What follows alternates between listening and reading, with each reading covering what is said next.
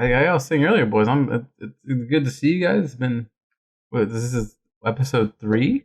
Yeah. Yeah. Of And our nameless, our nameless yeah, we don't have a podcast. fucking name. It's okay. Yeah, I mean, I was waiting for me to finish doing the first episode actually before That's what I figured. We have to have a name before we publish. Yeah, I mean, I was just gonna probably use Sust for now, but We'll see. We'll take it. Yep, that's good. That's good. We'll see if we'll use the lasts. Among Us font. We'll even have like Among Us mascots. Yeah, exactly. The official podcast of Among Us. The Among Us podcast. Did you ever play, Manny? No. It looked fun, Jared, but I never played. You played with the roommates, right? yeah, I played a little bit. I played it quite a bit. It's pretty fucking fun, honestly. It's fun, That's but fruity, I but got I like it. super tired of it after a certain point. Like, It it's gets just so tiring. repetitive. We had when I would play with this one group of friends, and we had like the full 10 people, and that was like pretty. It's pretty fun when like there's always there's a whole new pair of whoever it is, etc., etc.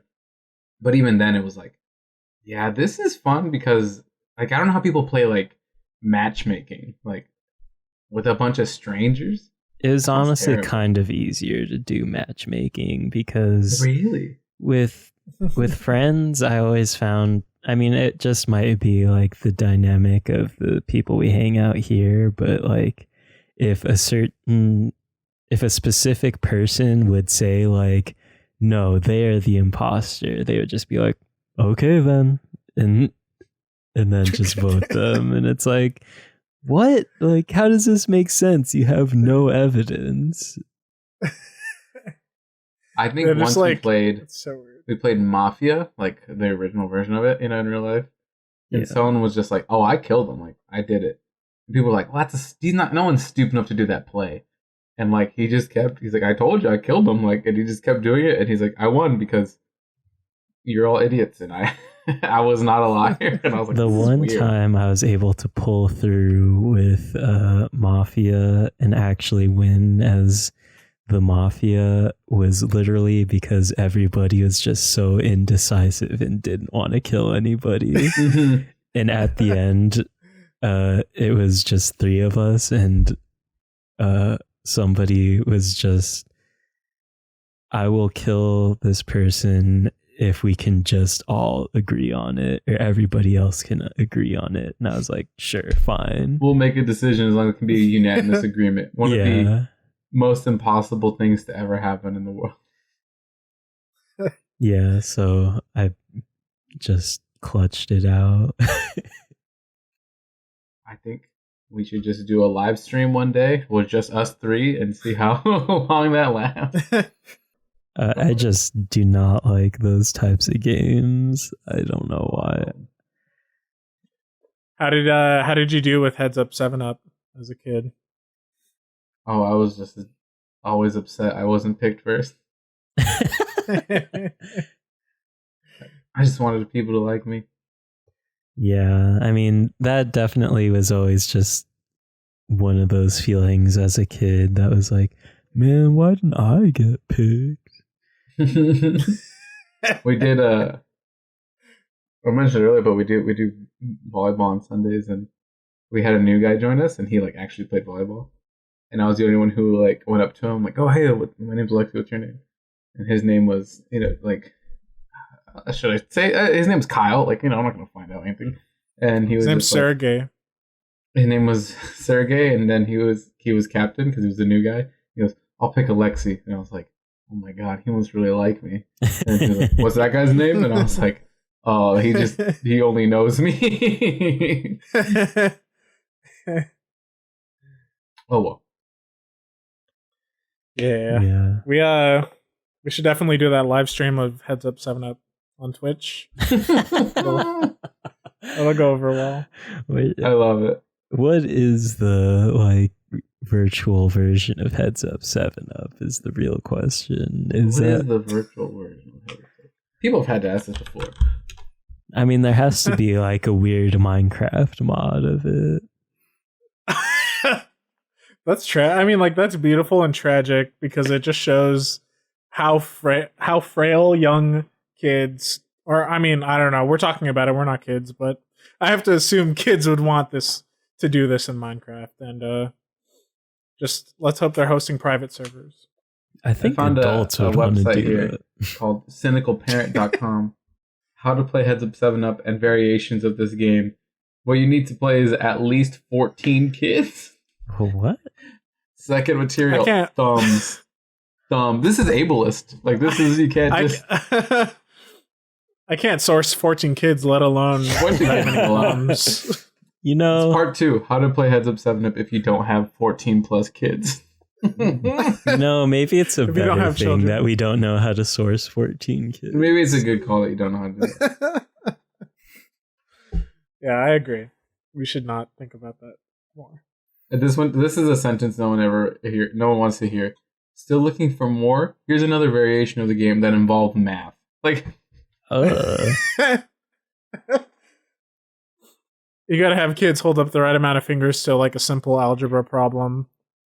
And like you can only pick those kids. That's fucked Heads Up up. 7-Up. Heads Up 7-Up review. Objective. Students. Solve math facts. Follow instructions. Play by the rules of the game.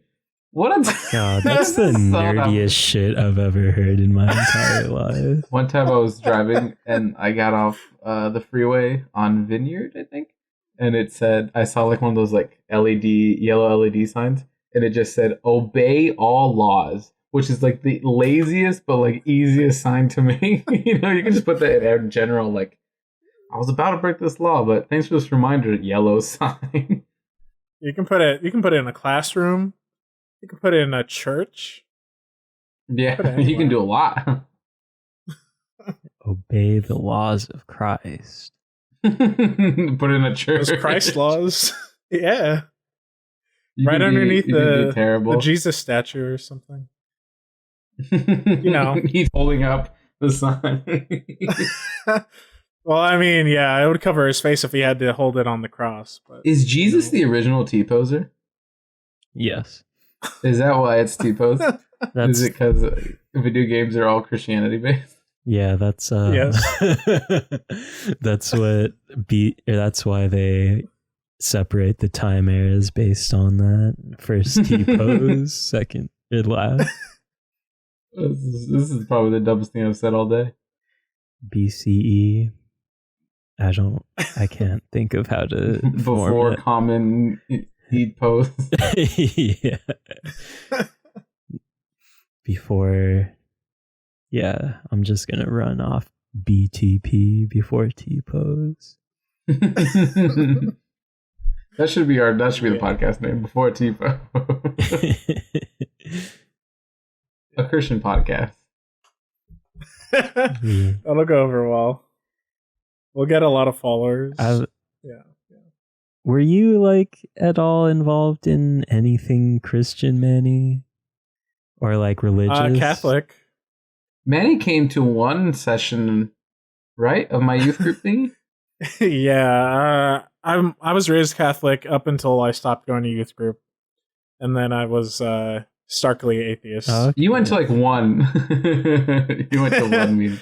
I went to two. I went to a couple, and it was because my cousin was there, and because you were there, and I was like, okay, I can listen to some God talk if it means I get to hang with some friends. And then I realized there wasn't a lot of hanging, and there was a lot of listening. Was not a lot of hanging. and that's when I was like, okay, never mind. I went because I made friends with the people there. And it was like a guaranteed hangout with friends on like a Wednesday. And it like fed my desire to like meet new people, even though it was like captive audience type situation where it was like I was like the leader of one of the leaders of the youth group. So I would just like circle the sides while the old white man would give a long talk about what's going on and how God's perfect and we're all shitty. And I would just kind of like look at kids. There was like a few kids that would like trying to make out with each other. in the middle of the damn thing, and I was like, dude, like what? I would like call him out. I'd be like, is this okay? Like I'm 18 now and you're 16. You're gonna go to jail by forcing me to watch this. And they're like, is that how this works? I'm like, it better be. I'm not gonna go to jail for you perverts. Yeah. It was. I mean, it was fun for me. I'm sure that's not a uncommon sight for the Catholic Church. So. Yeah. Well, this is where we get into weird spots. Yeah, I just completely missed that part of my life. So yeah, you guys probably have the better choice of not doing that. Missing the church stuff is nice. I think. It's nice if you're exposed to it and like you decide it's for you, but it's also nice not to have parents that like force you into that sort of thing. Yeah. Mm-hmm. Yeah. I think that's why I so commonly make fun of religion. It's just because I had no sort of investment in it at all. Like, so it's just kind of so foreign to me. Yeah. I get it. Yeah. No, we're not hating. We're a Christian podcast. So we're a Christian podcast. We're a Christian among us. We're a Catholic. We're a Catholic podcast because if I was raised anything, it would be Catholic, but I wasn't like enforced to go to church or anything. I can't wait until we're sponsored by the Catholic Church. None of this Protestant bullshit. Martin Luther, who? Yeah, Old Testament. That's the way. Well, who's that? Who's that banging my line right now? Oh, the Pope. Why, yes, I'd love some money. Why, yes, I would love to donate money to poor people. We give them money. We sponsor the Catholic Church. The only Catholic Church sponsoring podcast on brought to you by MeUndies.com and Pope Francis II. An Among Us Christian podcast. I think it'd be better if it was Manscaped. Manscaped would be better. Do you want balls like Jesus Christ? We're funneling money from Manscaped to the Catholic Church. There we go. We're the money launderers for Manscaped and Christian Church. This is the worst intro banter we've had. It's an untapped market. We need to get some people on the inside. We make new markets, therefore they're untapped because they're new, and then we tap into them. We tithe 100% of our money we make. A capitalist Christian Among Us podcast. Yeah. Hyper-capitalist, like, post-law Catholic podcast. Hyper-capitalist, libertarian. Yeah. Among Us Catholic podcast. You know, I think all the kids should be working in the factories. Yeah. Reinstate child labor. Christian podcast. Let's set it up so that it's like an Among Us round. And you know, people just go around and do these little jobs. They do the jobs, they make their money or whatever. And I don't know how to play the game, but that's the way it goes. Among Us, but instead of any imposters, it's only people doing the jobs and getting paid for them and going home and going to bed. Are we inventing communism? Is this what communism is? No, we're inventing hyper-capitalism. Oh, okay. I feel like I should start dissing myself in this podcast already. It's okay. That's a good segue into the content for today, because today is a little weird. So fair point. Yes. So I asked you guys to do some hippie shit for me. How did it go? What do you feel? So for people listening, the prompt was to sort of go and make some sound for like 5 to 10 minutes and just focus on making the sound, your surroundings, how you're feeling, and like not to really be worried about anything else. So I'd be really curious to hear how it went for you two. I took a little bit of liberties with that. I'm not sure if I should like reveal what I did before we listened to it or after. I'll explain what I did or what I specifically did just before we listened to it, but for now, I took a tiny bit of liberty with the prompt, but it was in the name of trying to capture a specific emotional state that I just kind of feel on almost a daily basis. I went through this. I kind of just was of the mindset of like, I need to just create a constant noise. Like I want to just, my mindset wasn't to evoke a feeling.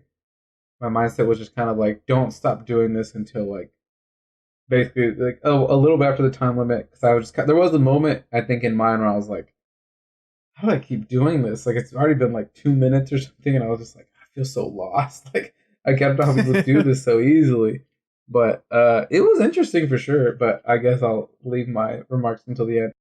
Yeah, I mean that's a really interesting point you bring up about the like, you know, feeling weird, having a weird feeling in the middle, sort of like checking your like becoming aware of the thing that you're doing. You're like, oh, like I'm at 2 minutes. Like, how am I supposed to keep doing this? It's a pretty common feeling for people who do like these focus things, and this is something I'll talk about later. But I think a lot about, you know, just like the pace of our society and how quick we move through stuff, and it takes a lot of time to really just sort of sit down and focus on something that's like low stimulus, something that's like really not. It's not a video game. It's not a film. It's not a book that's like really capturing your mind in like an imaginative state or something otherwise. It's just like something as simple as like, I don't know, tapping a piece of wood or something. It's like something really, really low stimulus. And I've like this type of like low stimulus activity I've always had problems with.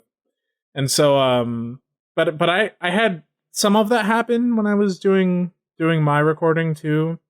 But I also had another problem, which I'll talk about more later, but it essentially boiled down to like, I've done stuff like this before. So I had all of these predisposed notions of like, me trying to do something, that was sort of outside of my prompt, but was natural. And I was like trying to resist that and like balance that. And it was pretty weird. But yeah. So, I mean, I'm glad that you both did it. I saw the audio files, but have not listened to them. And being the true audio person that I am, I edited everything based off of the visuals, which is not something I'm supposed to do, but I did it anyways. So like you like for my own curiosity, do you just like kind of like crush the peaks a little bit and make sure it's not like grating on the ears, or like? Yeah, I mean, so all I did for when we listened to it is I like tried to normalize it so that there was sort of like a peak decibel level. So sort of like getting it so that each of our tracks reach the same decibel volume at their loudest point. But everything else I like left. I didn't listen to anything else, and then I threw this plugin that essentially limits the audio file or the sound from going above that limit that I set. Okay, that's all I did. But so I didn't even listen to it. I just like did this routine thing that I know how to do. But I the reason I did that is because I wanted to keep a little bit of mystery. I didn't want to hear it before the other person who hasn't heard the track as well. And just so we can like have like a real sort of experience together. Again, this is like the hippy dippy episode right now, so we vibing on that. So it's a vibe. Yeah. Is there any one of us who wants to go first and like show what we did? We'll treat it like a classroom, okay, class? Oh God. Who would like That's I'll go first. Just move on. I'll go first. All right. There. Done. I'm. Yeah. Do you want to say stuff before? Should we listen to it? What do you want to do? I guess so. It is like 5.5 minutes, and it is just noise, which is exactly what the podcast audience wants. Random noise on their ears. I We're guess also I can now just an kind of ASMR podcast, not a Among Us podcast. a devout Catholic Among Us ASMR capitalist podcast. Yes. I basically sat at my desk and I picked up the things I usually pick up the most. I don't know. I guess I'll just kind of fully explain everything. That way people know what to listen for. I think that's how I would like to enjoy this experience. So I guess I'll speak to myself for this one. I played with my dice for a bit. I did the typical like hand on like making the drum with your fingers type of thing. I opened a few books and made like noises towards it. I recorded on my phone. I recorded my phone on like I put it on different materials. I have a clipboard, books, and like I have a glass desktop, glass desk. And so yeah, I just kind of wanted to keep making noise and do things I'm used to hearing. So like rolling a big handful of dice, reading my mangas. I think I picked up my like Switch controller at one point. Just different. I wanted to basically just do constant noises that I'm used to hearing, and I guess my idea for the theme was like, this is the noises I drown out in my head. Like I'm used to hearing this, so this is what my mind tunes out, but like is distinct for other people, I guess. But yeah, I don't remember. Did you write our names on them? Because I don't know. Yeah, I did. I renamed the files and stuff. So okay. Well, we're all gonna listen to it now for the first time. Well, two of us will for the first time. I'm gonna share it. Did right you now. listen back to yours, Andres? Manny, did you guys listen back to yours? I did not. I didn't know. Yeah, okay. Then it is gonna be my first time listening. Great.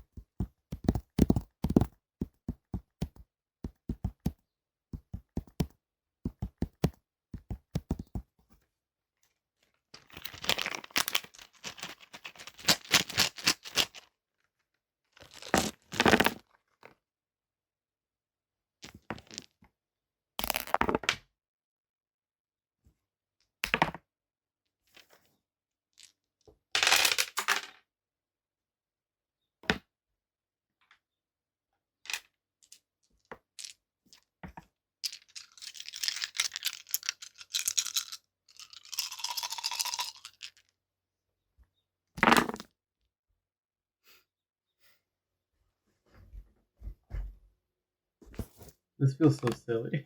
I love it.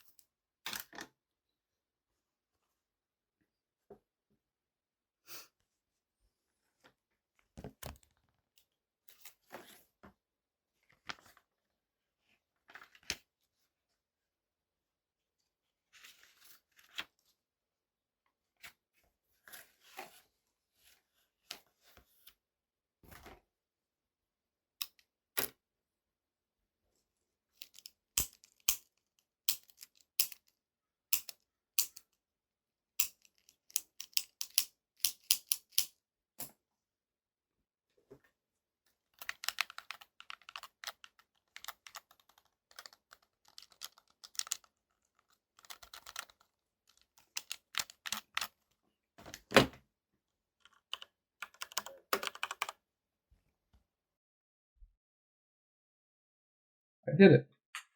I think there's a lot of stuff like I can remember now. I definitely tapping my mechanical keyboard. I have one of those like hand like strengthener things, and that was like the like rattling thing. I think I had my magic cards on here. A pen with like a bunch like a multicolored pen. Just random shit on the deck. Again, I just wanted to create noise, and there was a part I think I wasn't next to the mic in the beginning. That's why you could kind of hear me in and out. But it was me just literally fucking around trying to make music and be like, this is stuff I see every day. What does it sound like? Yeah, I think it's interesting you put it in that context of like of making music, because like I mean we sort of all came in. I mean, for as much as I tried to like frame it as like not really being about music or something, it's sort of like natural when we think about sound to think about like creating and like especially in this way, right? Like in this setting where we're focused on sound and making sound, it sort of seems like a natural thought to just be like, oh well, we're like making music. And I think that that's something that is like intentional sound is always like a music. It feels like to me, like if this is intentional, I'm doing this. It must be for my brain goes, oh, this is for music. Obviously, this has to be. There has to be a reason for this to be created. Is kind of how my mind made this work, as the least musically inclined. But I get what you're saying and where you're coming from.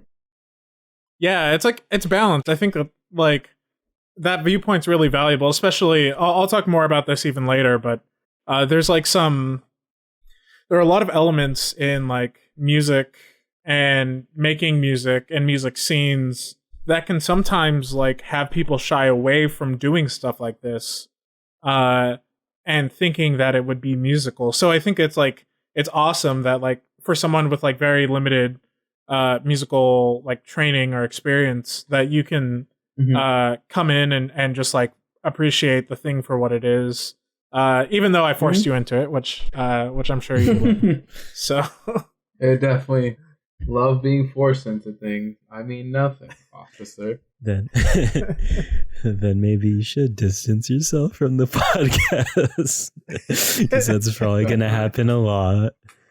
Yeah, I think it's funny that you said you felt silly. I mean, I don't disagree. Like the first time I did this, I felt silly. So I totally get where I think listening from. back to, I'm like, oh, it kind of feels like again, not like a way of like I'm angry or whatever, but like Andres being like, oh, like I had this idea, I'm like showing this emotion, and you haven't said much about how yours was, and mine just like I make keys jingle. Like, oh, I mean that's just I totally am just like shitting on myself because I was like, oh, like what am I doing? Yeah, but realistically that's just kind of what you go through when you start doing anything creative in an educational setting.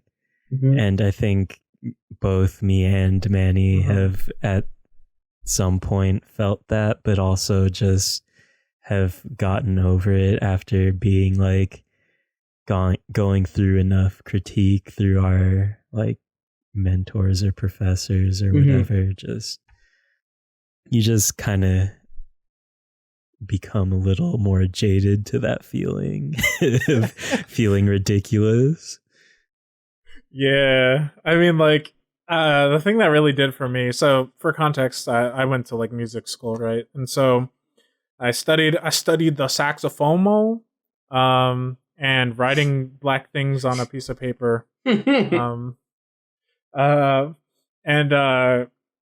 mean like when I went through that, the thing that really helped me get through like was actually doing stuff like this.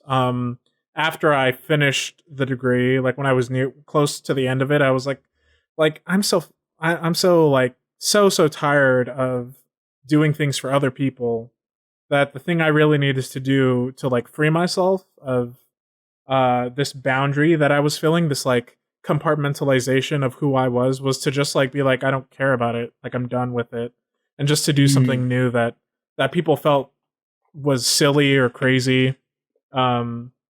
And that led me down another route, the route I'm like down now, which is I do all this weird experimental shit. But even so, like that I find that that's my happy place, and like being able to get there was only made possible by doing things that all of my friends probably still consider silly.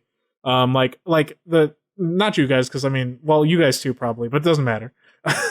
And more so like the people I went to school with and stuff, like acquaintances and other people who like feel like they are like inclined or entitled to their opinion mattering more than others, which is always like a struggle in like schools where you do creative things, I think.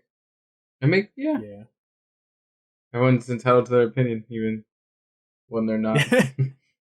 I mean, I think everyone's entitled to their opinion, but when like you make the value judgment between two opinions, it's like, is that really worth much in the grand scheme of things? Yeah. Especially when it's, especially when it's putting someone down.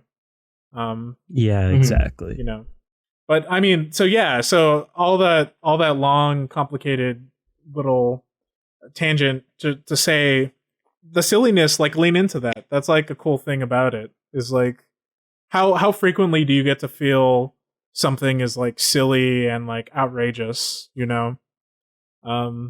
We sort of live mundane lives, especially during COVID. We live like mundane lives. So lean into it. Can't wait till mine's way better than Andres's. Let's just make this like a competition right now. No. Yeah, no.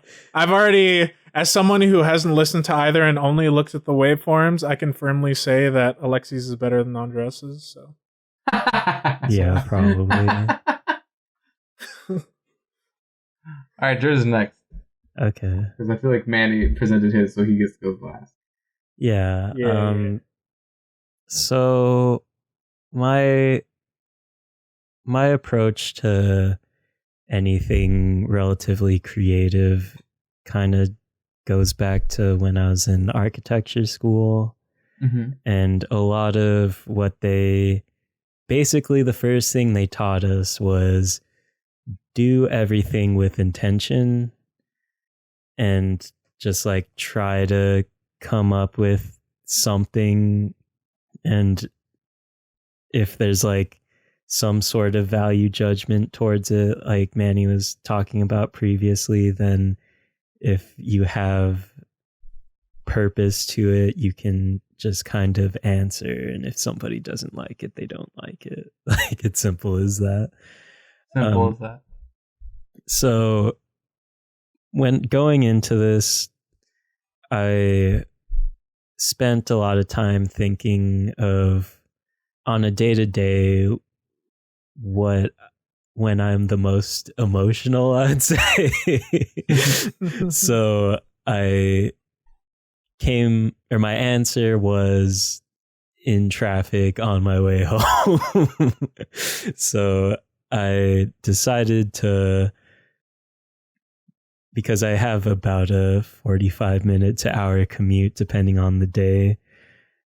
And so my approach was to record myself fucking around in my car while in traffic and just kind of reacting. If this is just you screaming for 7 minutes, I'm going to be so happy. No, it was so good. I unfortunately didn't scream at all. I quit the podcast. We're done. It was I did go over the 5-minute to 10-minute mark. I ended up recording 15 minutes because at a certain point towards the end, like I couldn't physically stop the recording because I was like driving. So that's what I mean by I took a little bit of liberty with the prompt because I was doing something kind of active while doing this. So I was multitasking. Yeah, I mean, there are definitely parts where I got frustrated, and I can explain that a little bit after we listen to it. I honestly, this is my insecurity of anything I do creative speaking, but we don't have to listen to all of it if we don't want to. We are going to listen to all of it. We have to listen to all of it. But I went over the time limit. You went over the time limit? Yeah. Over the time limit? I know it was arbitrary, but... Yeah, it was there to ease people into it, because I wasn't sure how nicely you would both feel about this. So I want to be like 5 minutes seems doable. I needed a time limit. Yeah, I needed the minimum at least. How much did you do, Andres? How long is Andres' thing, Manny? It's 15. Oh, he said it was 15. Golly gee. Yeah, so I mean, there's just Andres like pounding his horn as he's driving by old people. I mean, there's a lot of pounding. There's no horn though, because I hate when people lay on their horns in traffic. But yeah, I guess I can explain more after you listen to it. So yeah, for sure. All right, here we go.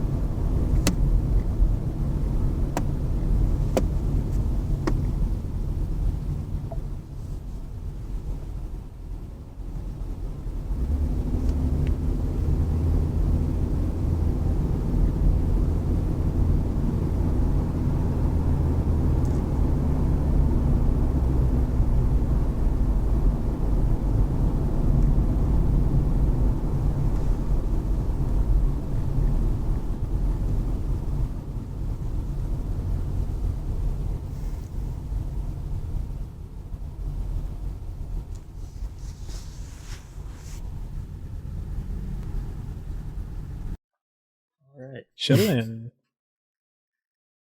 Okay, so if it wasn't apparent, I'm usually a pretty angry and anxious person when I'm driving. A lot of the pounding was me just hitting my, like, the console part that you can lift up and put stuff in. There's a lot of hitting that. As you could kind of tell from the background, this is basically from when I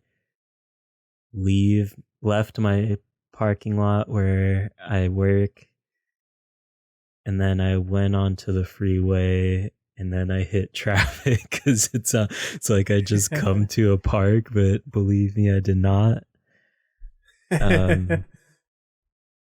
Yeah, There was like a zipper noise, like a zhit, zhit, zhit, zhit. that I have a dial shifter, and there's a weird, like, pointed texture, so that was me just kind of hitting my nails against it. That's fun. Also, there's like a bunch of different textures on the center console, so there's another kind of zipperish sounding thing that was me just running my nail on another one of those textures. Hunter does cocaine, so he has very long nails. I don't have long nails. I do cocaine. I do not, but for the record. For the record, let the record show. Let the record show I do not do cocaine. There's a part, there was a part where, like, you were really making rhythms. Like, you're like, doot, doot, doot, doot, doot, doot, and then you would kind of, like, in the middle of it go, doot, doot, doot, doot, doot, doot, doot, doot, doot, doot. Like, you would change it up. And I don't know if it's like this is definitely a human thing, right? We're always looking for rhythms. Yeah, I mean, there's part of me where I'm just yeah. fucker, like, stay with it, you piece of shit. Get off, man. Well, part of the thing, the backstory is that my coping with having to deal with traffic 5 days out of the week is usually music. And the fact that I went 15 minutes without listening to music while driving, I think my mind was just kind of going to, okay, what, like, music can I make on my own? And less just it was a combination of trying to find different rhythms and different textures that could serve as, like, I'm blanking on the word, but just different noises, I guess. Yeah, you're looking for something like timbre, like different. Yeah. What's timbre mean? It's like it's the color of the sound that you're hearing. The tambourine? No. So for the sound that you're feeling? Yeah, it's sort of like that's one way of describing it. It's like a colloquial way of describing it. What it actually is frequencies that you hear work with each other to create a particular kind of sound profile that lets you know a trumpet is different than a saxophone, for example, even if they were playing the same pitch. It's like it's the way the frequencies combine. Yeah. But we mostly say timbre is sort of like just like a color of a sound instead of being the pitch or the rhythm or things like that. The rhythm of the rhyme. What was that? What's that from? There's like I don't know, the rhythm of the rhyme is like some weird. Do you know what I'm talking about? You seem like you know what I'm talking about. No? It vaguely sounds like on the Chappelle Show sketch with Dylon, and he's rapping. And he's just like, No, I think I'm remembering some like weird school rock thing, and I don't really watch school rock. It It also vaguely sounds like the Jamaican bobsledding thing where it's like, feel the rhythm, feel the rhyme. It does. I'm a crazy person. Yeah, I think the thing I really liked about both of your little sound creations is that you both sort of ended up getting into like rhythms sometimes, whether intentionally or unintentionally. Mm-hmm. That I thought was really interesting. For example, in your sound creation, Alexi, it was very it was pretty constant. Like I didn't realize how constant it was going to be until I heard it, and it was like it seemed like you were actively trying to make sound the entire time, which I think is cool. And even through like the continuous trying to make sound and like having to think on your feet, like sometimes there would be little rhythmic patterns that would emerge. And especially with like the finger rolling on your desk, it was like, okay, I see. But yeah, that was cool in comparison. Everyone does, right? It did definitely feel like I did that, and I was like, Andres is driving, and I said it before, where it's like his size. I was like, yep, I know. Something just happened in this car ride where you're just like, you can't get too mad because people got into your lane, but like, maybe if you used the goddamn blinker, I wouldn't be so fucking annoyed with you right now. Like, if you maybe matched my speed going in, it'd be pretty better. Like, just like, okay, another one of those days. Honestly, the like me smashing the center console was more those times. Yeah. I think in both of yours there were like the cool thing about it is that's like a bridging element because you both use sounds that are pretty commonplace. I mean, like I really loved, Alexi, how you sort of like came in and decided to use what was on your desk. That was pretty like it was pretty natural. It seemed like a natural thing, even though the act you were doing was maybe unnatural for the way we live our lives now. You know, making sound and listening to it. It was still a natural thing to just sit down and be like, okay, what do I have at my disposal? And I thought that was nice. And a similar thing happens, Andres, with like the common lived experience that you're like portraying or trying to utilize to emphasize this emotional state and capture it. So it was cool that we had like multiple common experiences in it. Mine is less like that, but oh, I was just gonna say, like, listening to it back, it's really bizarre because I can almost remember exactly what was going on, even though I have no recollection of what happens on my commute home on any given day for the most part, unless something really, or I see something really weird. But yeah, I mean that's something I found too. It sounds like, Alexi, like you also felt that when you were recording or listening back. I should it's say kind of like it was like it's maybe not so much this exactly, but like it was looking back at something I've done, and as someone like we're all people. You more so than me and Andres. Like we don't really record ourselves and look back. Maybe Andres does it more than I do, but like I never really. I used to do my drives home when I was working at Target. I would just.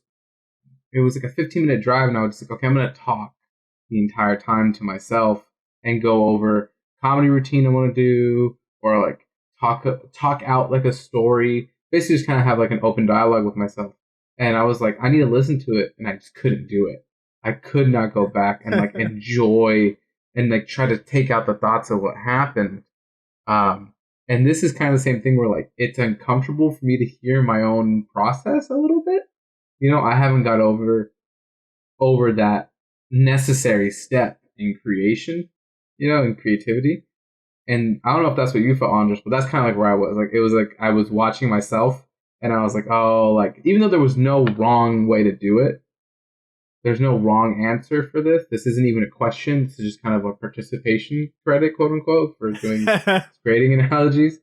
It was like, oh, this is weird. Like, why am I doing this? Like, but not in like a way of like, I regret it, but like, why didn't I try not harder, but like differently? I don't know. I just like an idea of like, oh, I could have gone back and this, yeah. Well, I think it's just the architecture school experience that kind of beat that out of me a little bit. Like, honestly, previous to listening to it back in this context, I was pretty self-conscious about it, just kind of like, yeah, this is probably going to be stupid. Maybe I should record something else that like that isn't necessarily better, but just kind of more concise or whatever. Like, yeah, just something with a stronger idea. But that's also just an issue you run into in any creative thing where, at least for me, I'm definitely my own worst critic, and not in a saying way. Like, every time I would have a critique I mean, just every time I'd have a critique for any of my projects in architecture school, whenever somebody would bring something up, it would just be like, yep, like, you're correct, and I have more to say about that to myself, but I'm glad you're I'm glad you're keeping it at this. Like, I know all my flaws, and I know or maybe not all my flaws, but I have a lot of flaws that I could point out, and I understand why you're pointing them out. Like, I know why we're all here today. Yeah. So, I mean, there were honestly, like, them giving me a little bit of positive reinforcement was what worked better for me to know, like, what I was doing right, because I already know so deeply what I'm doing wrong. Yeah, I agree with that sentiment. Minor positive reinforcement goes so goddamn far sometimes, right? Like, sometimes you don't want to hear the giant praise. You just want to hear, like, I really like how your lines look here. And it's like, okay, that's good. Thanks. I don't need a speech. That helps. Yeah. So much. Yeah. Just like getting something like concrete out of it that can apply to multiple things, as opposed to just being like, I don't like where you put this thing in your song or your drawing, and it's like, well, this is really specific, so I can't I could like maybe go back and change it, but how am I benefiting by doing this? Like, yeah. Manny, I want to hear about like what you like, where I feel like me and Anish have both talked about it, and now it's the perfect time. Like, how did you approach this? You were saying before, like, you didn't want to do too much, like you're used to doing. Yeah. So, yeah, that's a good segue. I tried to stick as close to the little prompt I created as possible, only because, like, after we do my thing, there's some cool information I can share, and sort of that'll be the educational part of this podcast. We are now a PBS sponsored podcast. And so PBS Christian and Capitalist Among Us podcast. ASMR. ASMR, sorry. We need to keep a running list of this now. We're gonna need to like write this down. We'll have to introduce ourselves like this every week, and we'll just add on more and more. It'll be good. We're gonna get matching tattoos. I'll just put it in the podcast description. Yeah, like no other description. Just like that'll be like the subheading, and then like that's all it'll say is a XYZ 1 2 3 4 5 6 podcast. That'll be it. And we'll be under the games and hobbies section of the Apple Podcast.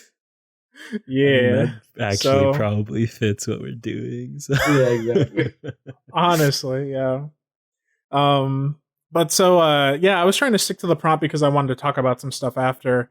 But I noticed for me, so so like the methodology that I had was I really wanted to try to just focus on the sounds around me and the timbre, since we learned that word today, the timbre that I was working with the things I had, which I'll talk about after we listen. But I really just wanted to like try to really listen deeply and to situate myself in the space and see what happened. And because I have like a musical background and training and stuff, um I have a lot of experience like just making sound and reacting in such a way to create sound. So I wasn't too worried about like that part of it. What I was worried about when I was going into this was like doing away with all of my predispositions to an activity like this, because I really wanted it to be like as a non-influenced by any type of like musical work that I am normally used to doing, which I found actually to be pretty hard. Um, so we can talk about like the things I thought like were good or bad, but I also wanted to steer away from thinking about it as like a product I was creating.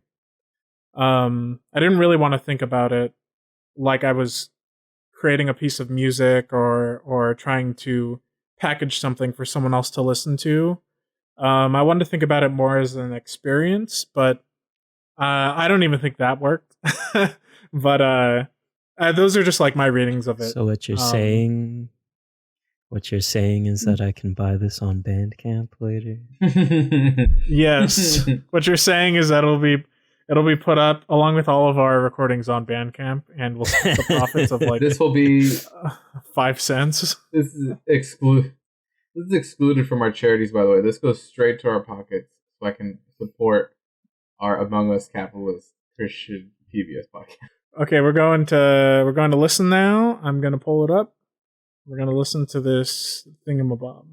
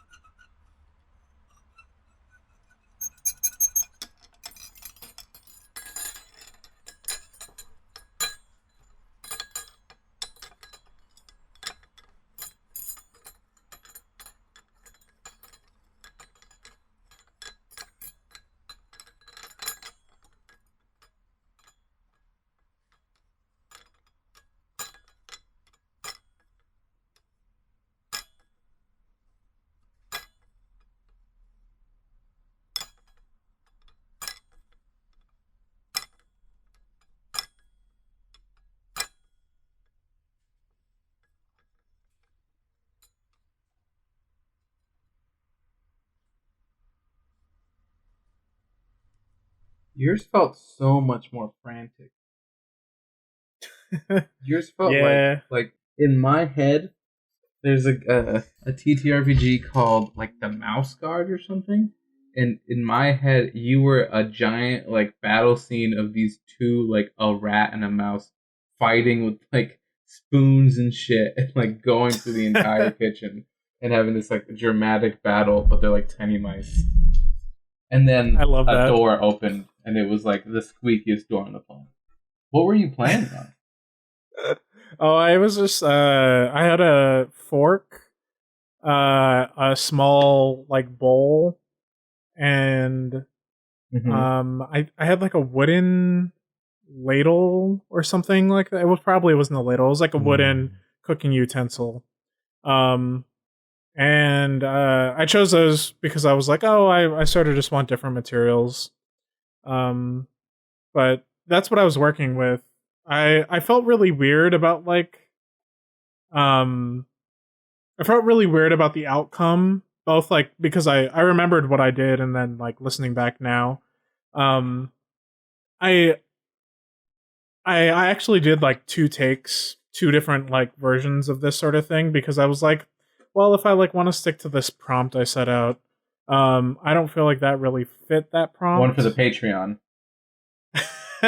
Yeah, exactly. You got the uncensored version on the Patreon. But yeah. So I did a second take, and in that one, which we won't listen to, but it was like I tried to like get rid of this inclination I had to like make sound that I found pleasurable, which was sort of about the stimuli thing. I really like thought that like the sound I was making in the thing we just listened to, I really enjoyed it, and so I was like, okay, I'm gonna make more of it because that's what my body wants right now, in my mind. But Mm-hmm.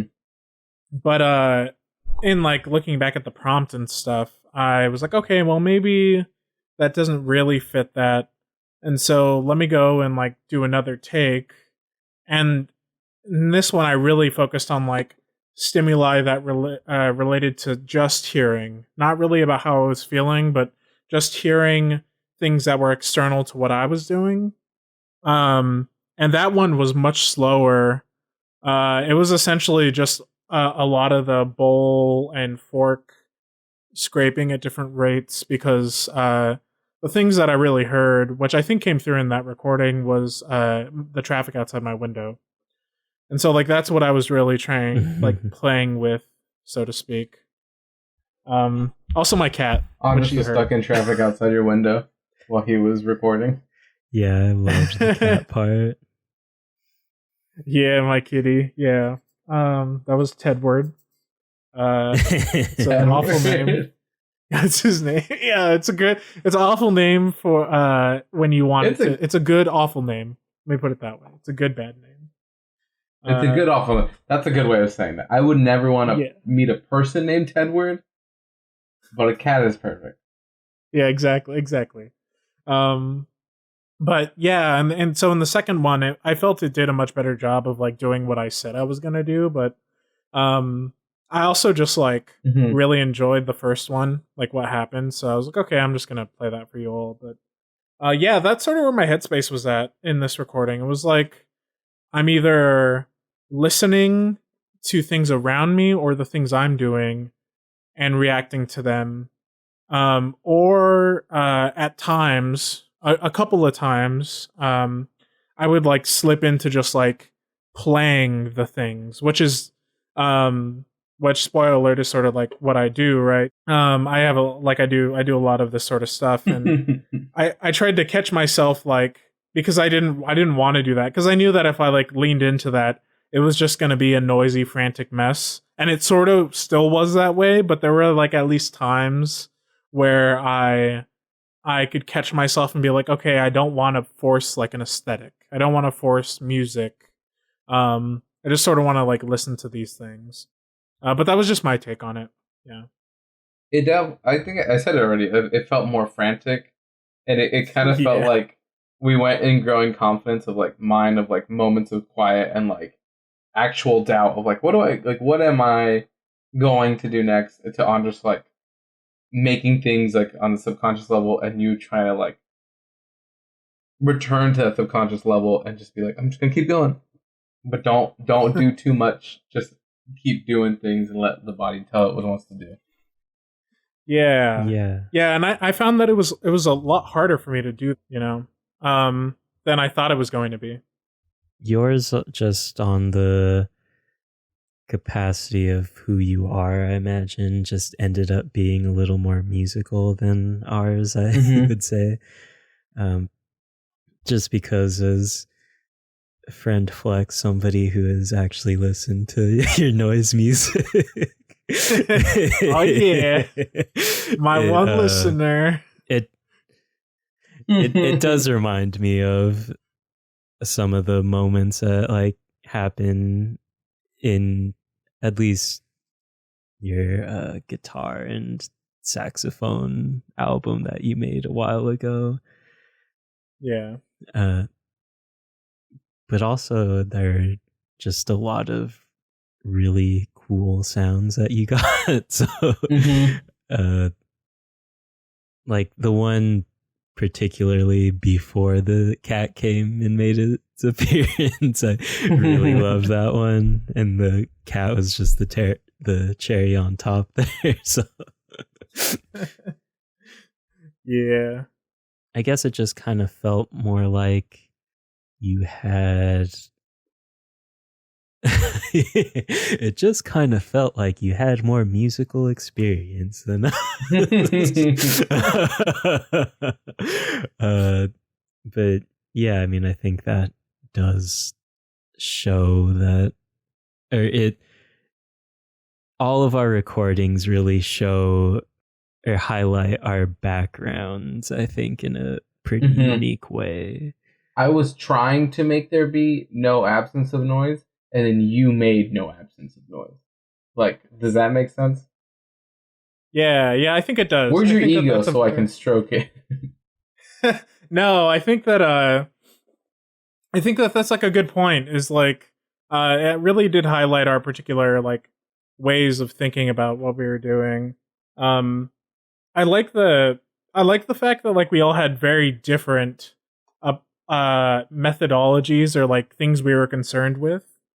I think that like that's a really cool part of it. We all deviated from the prompt in some way that was sort of satisfying, I think. Yeah, would you both agree? Yeah, I think so. Yeah. It had like a, at the end of the day, I think it like the thing that I was really hoping for, and we'll get more into this in like in a little bit, but the thing I was really hoping for was to sort of expose you both to like just making some sound and like really getting into the headspace of like, oh, what is sound, and why should I care about it? What am I thinking about when I'm like forced to do it, and like do I like it and stuff like that. I just want to say, like, I out of all the points, I think one thing I didn't say was I definitely had fun doing this. Like, I definitely was like, oh, this is kind of cool in a way of like, I'm still unsure of how I feel about it, in a way of like, oh, like the anxiety being there, but also like it's fun. In the same way of like playing a new sport, or like I played volleyball first time. The first time I played volleyball was terrible and I hated it, and I was like so self-conscious of every movement I did. Now I know I'm flopping around like an idiot, but I'm having a good time. So this was like, as each second went on, I was like, oh yeah, do this, like excited to grab the next object, and then yeah, I had a good time doing this. You're a musician, Harry. I think that's a pretty good sign. Just thanks, Hagrid. If you can find something that, even if you don't think even if you feel ridiculous doing, if you still can have fun, I think that's usually a pretty good thing. I feel like this is a little bit Manny's revenge on me for making him take that improv class with all those old people. I mean, we'll get it. That's a pretty good segue into like what I sort of wanted to talk about this sort of like Mhm. the context for doing this. So the idea that brought this up is I do a lot of improv of the acoustic variety, of the sound variety. And I wanted to like see how you both felt about just doing like some sound improv, some improv with making sound. And the thing that I thought was like really cool about this is it's sort of like is tangential to like two of the things that I engage with pretty frequently. Um, and it really is centered around this thing called deep listening. Have either of you heard about it before? No. I've definitely heard the phrase, but I don't know if it's what you're about to describe. It sounds spooky. Yeah. So welcome to the Church of Jesus Christ. So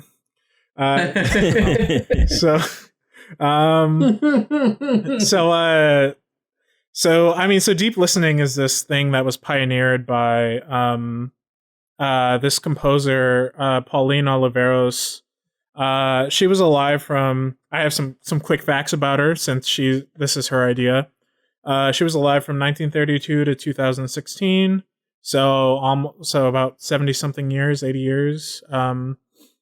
She was like a composer who worked with like experimental music, which is sort of where I do some of my work, and electronic music, which is also sort of on the experimental side. And she played accordion, so she sort of does a lot of interesting things. Sick. Yeah, I knew that would get a sick out of you, buddy. I know your feeling about them wacky instruments. I've always wanted like those little like hexagon accordions that like the monkeys play, you know? Those are actually kind of affordable, so you can. I thought my grandpa owned one of those. Like, is there a different name for those, like the small hexagon ones, and like the ones that are like big and have all like the buttons? I'm pretty sure there is, but I have no idea what it's called. I thought my grandpa had one, and I was like, does he like? My grandpa passed away recently, so I was just like, hey, can I cop his accordion? And my mom was like, what the fuck are you talking about? Like, he does not own an accordion. And I was just like, okay. Like, maybe I dreamed it or something, but I swear I saw one in the house or some shit. God damn it, no silver lining. Yeah. He did play a mariachi, which is why I thought it. But he played guitar, and he sang like one song. But like each mariachi like has the song they sing. I guess that was his. Crazy, I didn't know this. Yeah, that's pretty cool. We'll need a I was gonna say we'll need a let's play. I've been fucking gaming too much. We'll need a podcast. We're gonna have a seance to call upon my dead grandpa to have him come play ghostly accordion music. Yes, Sus recommends seances. Okay, no, an Among Us episode. Yeah. That's perfect. We're neck deep into the next season. We haven't even gotten to 4 episodes. Yeah. So Pauline Oliveros taught a lot of universities. She was really important for like this like the progression of music that can be a little out there. And her idea about this thing called deep listening was sort of the idea is like as listening is to as many things as possible in as many ways as possible to sort of like really understand the situation you're in and all of its context. So it's sort of like an awareness thing mixed with a little bit of like meditation and all around the guise of listening to yourself and your surroundings. And so this is really popular in like the music circles I'm in. And the thing I really like about it is it sort of relates to when I first started like studying music, like quote unquote officially or like academically or whatever. When I started to really critically listen to things. And that was a moment where I was like, I'm not just like listening to a song for all its all its like worth and like emotion, but I started listening into like specifically the guitar part and like what the guitar part does in relationship to all of the other parts. And so that's like the one thing I found really beautiful about this is it's like another step in that direction. Like now you can like pick out sounds and really focus on them. And we want to take it to the next level and sort of like broaden your experience so that you're listening to like everything and all of the context and how it works. So that's like one part of it. Have either of you ever like gone down that route of like fixating on a particular sound or something like that? Yes. Alexi is shaking his head. Yeah, I wanted Audra to speak first because I usually am the one that always talks. Yeah, I totally know exactly what you're talking about now that you mentioned it. Like, explain it that way. Like, just being like, oh, I've listened to the song 100 times, but this time I'm really gonna like point my ear out at the drums and like hearing the drums, boom, boom, and it makes I totally do this without realizing I do it. Yeah, I mean, I kind of started actively doing that to songs that I've listened to a lot. I think it hasn't been long, but probably as of 3 years ago or so, there are just like a couple songs that I'd heard like 20 times in a week because I just really love them, and it'd just be like, oh, okay, I know why. Part of why I love this song is because there's just so much instrumentation. So I'm just gonna kind of pick each instrument piece by piece to try to see what makes it tick. And kind of weirdly, it has a lot to do with how I was approaching my architecture thesis at the time, where I was just kind of disassembling things to see how they work. So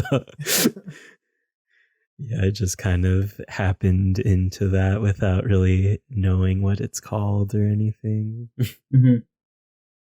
Yeah, and I think that's like that's one of those things that like actually took some people who I went to school with a very long time to sort of to harness, and I think it's like really great when you can get that without the like quote unquote formal education. And I also think it's very interesting. We're such a visual species, you know.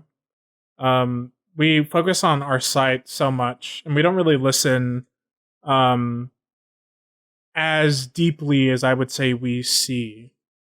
I'm not sure if that really makes sense, but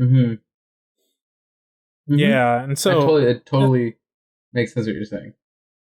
Yeah, and I think that that's why I really love this like idea of deep listening that Pauline Oliveros has. And I'm not doing it justice by any means. Like, it's a pretty important thing, and there are like thousands, probably not thousands, but a lot of like formal papers written on it, and a lot of like sort of talk about it. But the cool thing about it is like on top of all of that, like potentially pretentious posturing that this sort of thing could take, Pauline was very, very adamant on like anyone can do this. Like absolutely anyone can engage with this, and people are encouraged to like improvise and to like just like people who have never sung a note in their life are encouraged to go out and like try to vocalize while listening to others who are doing the same, and stuff like that.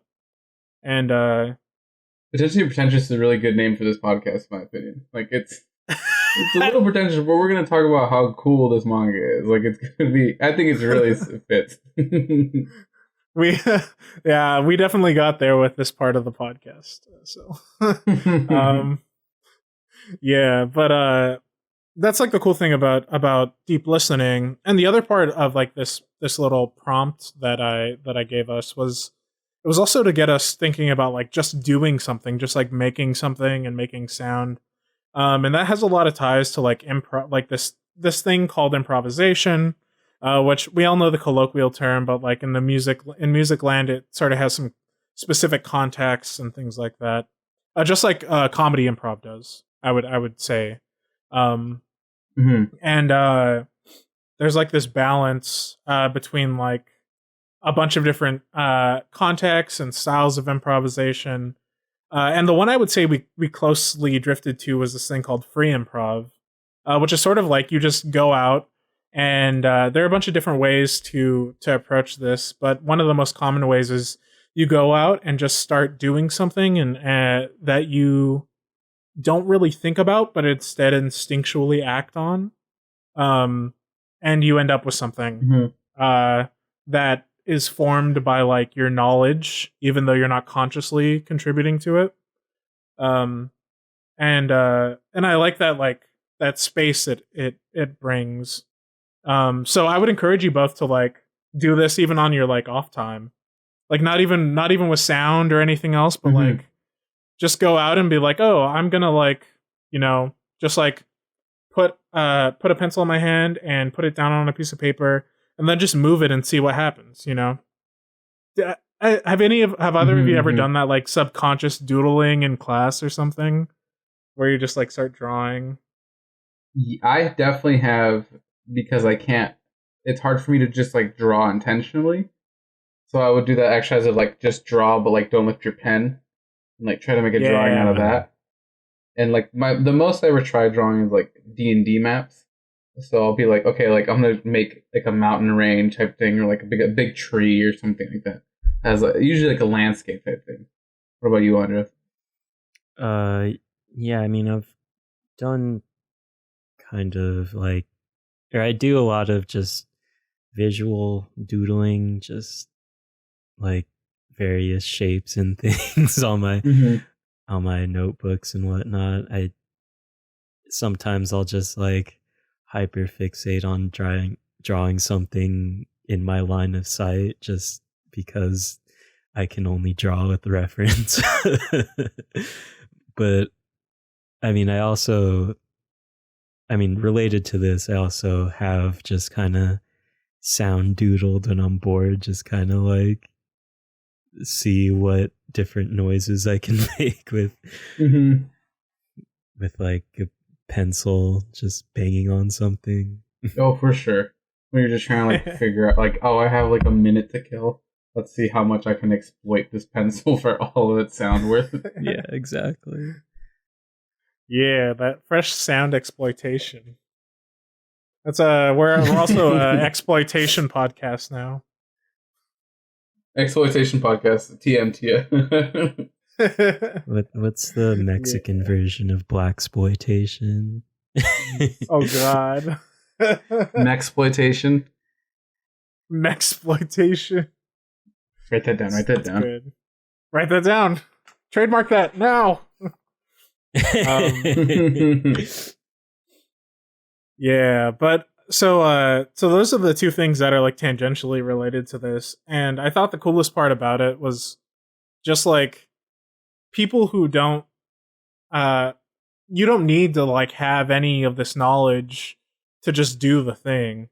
Like it's and that's the beautiful thing about these two things is like they also try to break that framework down. Because you don't need to go to school for this, and you can sort of just like, have fun with it. So that's at the heart of this recommendation, was to like really try to just get people to think about like going and doing a little weird thing that they've never done before, with sound or otherwise. I think. Yeah. A little heady. This is crazy. This is like a whole world I'm afraid of. Just a PSA, you don't need to go to school for any creative art, anything school creative. Is for chumps, really. A PBS message. I mean, you don't. Yes, I agree. You don't need to do it, but it is a very valuable tool and helps you make connections. That is very beneficial to your actual career Catholic if you private want that. School. As sponsored by the Vatican, as we are a Vatican-sponsored podcast. Exactly. Yes. Thank you very much. You must go to Vatican Noise Conservatory. That's That's our podcast name. Write that down. we have had like multiple possible podcast names in this just last 20 minutes. Honestly, This is amazing. This is called a brainstorm, and sadly, people are a part of this now. Yeah. And there's some, just for people who might be interested in this sort of weird shit. When we do get listeners, because we're gonna get thousands of them, and they're gonna donate to the Vatican. There are some good artists. Like I should have these pulled up. I mean, I can throw out some names, but there are people who do like noise stuff and people who don't do noise stuff. So genres are like noise music, free improv. Check out Pauline Oliveros because she's hip and she's dead, but she's really hip. Hip but she's dead is also a good name for the podcast. Yeah, and yeah, I mean, like that's the bulk of it. Would you both do it again? Do you think either of you would like do this on your own or try to convince someone else? I'd never record it unless someone else told me to. I think that's about it. I'd never record it unless someone else told me to, but I would be like, I'm taking 5 minutes right now. I'm gonna do something weird, and that I think I would do that, but I wouldn't ever be able to record it and be like, and try to improve on it. I don't think I could ever. I don't see myself doing that at this moment in time. You know? Yeah, I don't see the recording as a necessary part personally. I think it's just like the act of doing, which is like the most valuable thing. Yeah, I mean, I don't think I would. I'm not really realistically sure under what circumstances I would do this again, although I would be willing to do it again. I'm just like, other than just those weird moments where I don't have anything to do, really. Yeah. Yeah, no, I think that's a pretty fair stance. The cool thing about like the doodling is I think like those types of things are very connected to this, you know? Like I think like my prompt was less about like forcing it was less about the structure that it proposed and more about just the space, the headspace, you know, that it encourages. So I think that at the end of the day, it seems like all of us were naturally inclined to go into that headspace at some points. Seems kind of natural to just want, when you don't exactly have anything specific to do, to just kind of find something to fill that time in varying ways. And the cool thing about it is that it's PBS certified, it's Vatican certified. You know.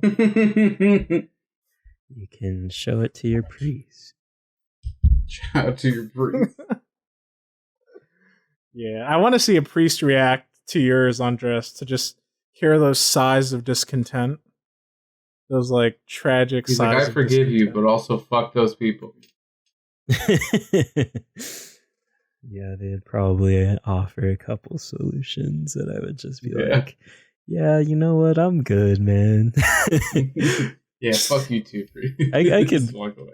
The actual probably solution to this is like in therapy. I don't think God has any answers for me right now. Yeah. Well, I think that's all I wanted to talk about. I thank you for going on that journey with me into that weird sound place I live in. So a little rundown, but it's a chill space. Yeah. Anytime, Manny. Anytime you suggest it on the podcast again. Anytime you suggest on the podcast, we will do it. Yes. We out here. Okay. So for my recommendation, I'm gonna do a little bit of a benchmark and ask a couple of questions to see what I should be recommending based on your guys' responses. Okay. And it's a very simple yes or no. Like, you don't really need to because I'm gonna force you to watch it if one of you got, or if both of you say no. So, have either of you seen A Silent Voice? I've never seen a film. I have not seen A Silent Voice yet. All right. Simple enough. One question. It's A Silent Voice. Oh my god. Am I gonna cry? Yeah. It depends. You might. I don't know if you will. I don't know. It really depends on who you're able to see yourself in, what character. It does have a lot to do with mental health, and it is just very related to, or kind of vaguely related to, noise and various things surrounding that. So it's a perfect segue from this episode. We could talk at length about just the soundtrack, because I love. I'll do our daily prop. He's gonna have like a gun. No. Oh. Yeah. That's fresh. That's fresh. I have the soundtrack on vinyl. Kensuke Rap Ushio. still? Oh, it's in a. I have sleeves for all my records. I have the exact same. I don't know why. My one vinyl has that too. But yeah, Kensuke Ushio is a very great artist that likes to add various noises and work a lot with negative space. So the soundtrack itself is phenomenal, but we're not gonna just focus on the soundtrack. We're watching the movie. I imagine we'll have a long discussion about it. Okay, this is gonna be a good one. We need. Do we know if it's on any streaming? It should be. It was on Netflix. American Netflix. Yes, unless it's changed fairly recently. I believe it is still on Netflix. The synopsis on Netflix. A former bully reaches out to the deaf girl he tormented in grade school. He feels unworthy of redemption, but tries to make things right. I'm gonna cry. I'm gonna cry for sure. Possibly. No, like this is. I'm gonna cry. I'll say I am notorious to myself for crying at movies, and this wasn't one of those ones that had a moment where I just like is a tearjerker moment, except for most people it would probably be one or two moments towards the end of the movie. But my crying at this movie was just a lot of like tearing up at random moments. I think that'd be me. I think I'm gonna tear up for sure at random moments, because definitely redemption stories get me really hard, and then specifically it being like a deaf girl, like my sister was deaf, so I'm like I'm in for it this time. Yeah, so next episode will probably be a little emotional, I'm sure. We'll get to talk about our feelings, and I'll get to traverse the landmine of how much I want to talk about why I love this movie so much. But I think I've already decided I'm gonna pick. I know I already decided how to counter this next week, so we can change the mood up a little bit. Yeah, I mean, I definitely have multiple anime movies I want us to watch, which is why I started it I prefaced that as being a benchmark. So this is gonna be a good one. And just for context, the year 2016 was pretty wild for anime movies. Summer was, I believe, Your Name, or I don't know exactly when Your Name came out. It was either summer or fall, I imagine, but it came out the same year as A Silent Voice, so they kind of very much get grouped together. And there's a third movie that'll also be recommended, if maybe not the my next recommendation, but probably the recommendation after that, because that's a movie everybody needs to see at some point, I think. Does this one also get bundled with Your Lie in April? This one, Silent Voice. Like in my head, these Your Name, Silent Voice, and Your Lie in April are like big tearjerker anime movies, and I'm always like, no, I'm okay. I don't need to be more sad today. I mean, they probably do get lumped together because they're in a very similar place in the anime sphere where they're not exactly like globally known by everybody, like say a Dragon Ball Z or Naruto, but they're kind of the one level down where if you come across somebody who is semi-familiar with anime, like has watched the Adult Swim stuff and whatnot, they probably know Your Name, A Silent Voice, Your Lie in April, and there's a good chance they've seen them. And they all are just kind of tearjerkers a little bit. Like I don't think Your Name is intentionally a tearjerker because I did not feel sad at very many parts of that movie. But I can maybe discuss it on the next episode, just my opinions on Your Name, and I'll keep it brief.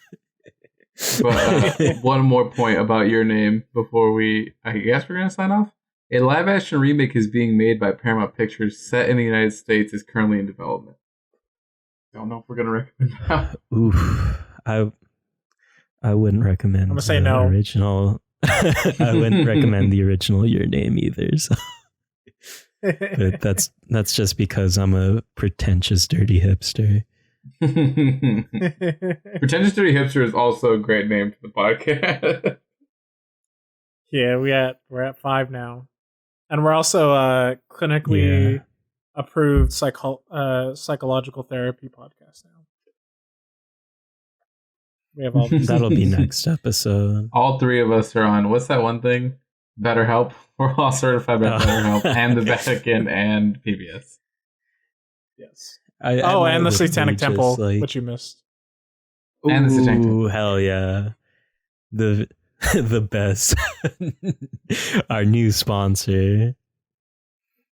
If we get sponsored by the Satanic Temple, I think I'm gonna get in trouble with my family. I could not care less. They got some great values. I just read them. I think, as is tradition with are we ready to sign off, everybody? Yes. I'm gonna be. Yes. I'm gonna be doing our around. Everyone gets a plug. I'm gonna be plugging Manny's SoundCloud. That's soundcloud.com. Manny, fill me in here. No, plug my Bandcamp. Is better. Manny's Bandcamp, bandcamp.com/soundcloud/bandcamp/ Yeah, hold on, I got you. It is, but I wanna get it right. mjpii.bandcamp.com. I had to look that shit up because I have so many of these fucking accounts. This week. Thank you. It's go buy my music. It's really bad, but I get paid, so it's nice. Thanks. I love you. Andres, your plug. I guess you can follow me on Twitter at PuroKuro or Puro_Kuro. I don't feel like spelling it, so I will not be spelling it. My plug is to check out that one episode of My Brother and Me that Alexi is on. I think I can. I know the name of it. I think I know the number. I'm gonna guess right now. It's 336. I'm gonna be real. I used to listen to My Brother Me at work just as like something to put on. And I reached that episode eventually, and I was just like, "Whoa, that's Alexi." So I'm. This is a weird story moment. I'm on 2 episodes. I'm on one episode where my friends bought me a birthday shout out, And distinctly remember sitting alone eating lunch and like legit just bawling, crying, like Oh my god! listening to it. And like there's a go ahead on you. I swear I heard that episode too. It's me. They call me like a poopy diaper baby. Yeah, something like that. Yeah, because I would tell stories about this. When I was younger, I would go home from high school. I'd get Jack in the Box, and I'd come home and I'd play Fallout 3 or something. And I would like twice. I like almost shit my pants from how terrible Jack in the Box was for me. And I told the story to these new friends, and they realized I love my brother and me. They did this story, and then I went on my brother and me, episode 364, face to face, Dumbledore's Magic Buffalo Wings. I think like an hour into it, and I told the story about me shitting myself in front of a live studio audience. Probably the best moment of my adult life. Oh, they have an actual timestamp. An hour. Oh my god, I'm at 69 minutes in 19. You're famous. I'm famous. Well, thanks for the plug, Andres. Manny, your plug. That was my plug. I thought Andres just plugged. No, Andres plugged himself like an asshole. Yeah, okay. exactly. Thank you, everybody, for listening. And goodbye. We love you. Goodbye. 3210.